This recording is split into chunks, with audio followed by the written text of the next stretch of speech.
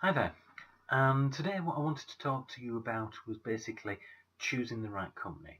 Now, most people who are on my blog are probably in a company already, and fair enough, that's not a problem. But what I'm trying to explain to certainly newer people is what to look for.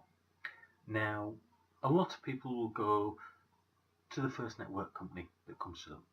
Quite often that's due to it's a friend or a family who's introducing something to them, and that's fine. I'm not saying that there's anything wrong with that. What I'm trying to do is give people the opportunity to see what's best for them day one.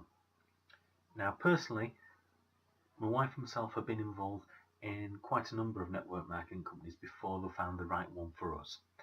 And in actual fact, I know of people that have gone into double figures before they've actually got to the right network marketing company for them.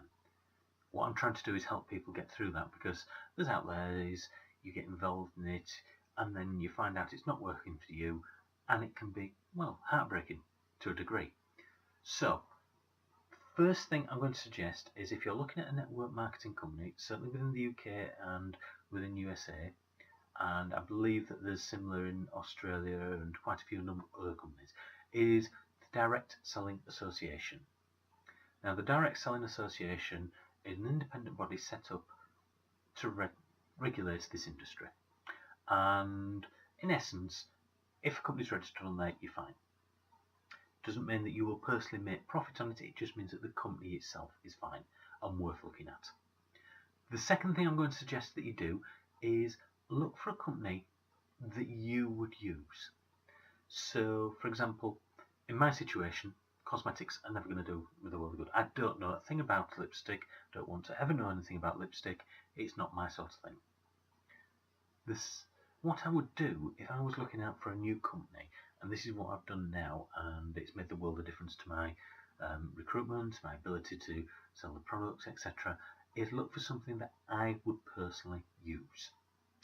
Now, what I mean is, if you was to go down to a shop and it sold the product or service that that network marketing company had, would you buy it?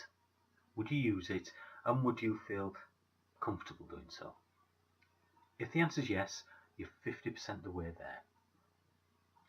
If you can feel enthusiastic about what you're actually providing people with, you've got a lot better chance of people being interested in you and wanting to know more. The second thing I would suggest that you look at is the company itself. Now, there are some companies that work from catalogues, there's some companies that are internet based, there's some companies that are product orientated, there's some companies that are service orientated. You've got to look at what's going to work within your life. So, for example, there's an internationally renowned cosmetics company, and they deliver catalogues door to door in the UK, and I think in the USA it's maybe slightly differently. They probably do it where it's more party orientated. But if you haven't got the time or the ability to actually go out and push catalogues through doors or sit down and have a party every single day of the week, it isn't going to work for you. Simple as that. So you wouldn't look at that company. There will be another company there that works and suits you, probably in the same field. Okay, that saves you an awful lot of time getting involved in something that may take 2-3 hours an evening to do that you don't have spare. You may find that you have got that time spare, but you just don't want to do that sort of thing. But if you've knocked that on the head, then that cuts back the number of companies that you're looking at. Okay? The next thing I'm going to suggest is purely and simply, would you feel comfortable working with the people in that team? Now, the reason why I ask that is twofold. Most companies offer some sort of training, whether that be at company organised events once a year, twice a year, 3 times a year, whatever it may be, whether it be on the internet, whether it be in a written format, they offer some sort of training. But it's the person who you're involved with, who's got you into the business, or their immediate upline from there, that you're going to have the most dealings with. Now, it may be that the person who gets you involved in the business leaves. It happens. That's why I say it's either the person who got you involved in the business or the person above them.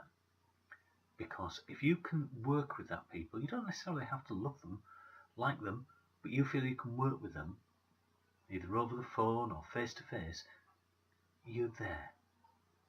They will teach you what all this training actually means, because quite often when you see training, it doesn't necessarily make sense the first, second or third time you go through it. They will explain when a conference is, when a meeting is, when there's something on the internet that you need to be watching, things like that, and that will make the difference. So just to recap, make sure that the company is registered with the Direct Selling Association. Make sure it's something that you would be involved in.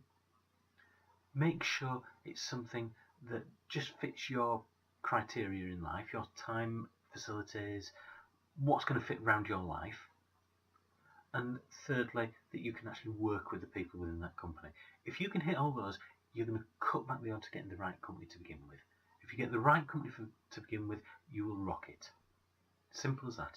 And at the end of the day, we're all here to actually produce a decent business. This is how to do it day one.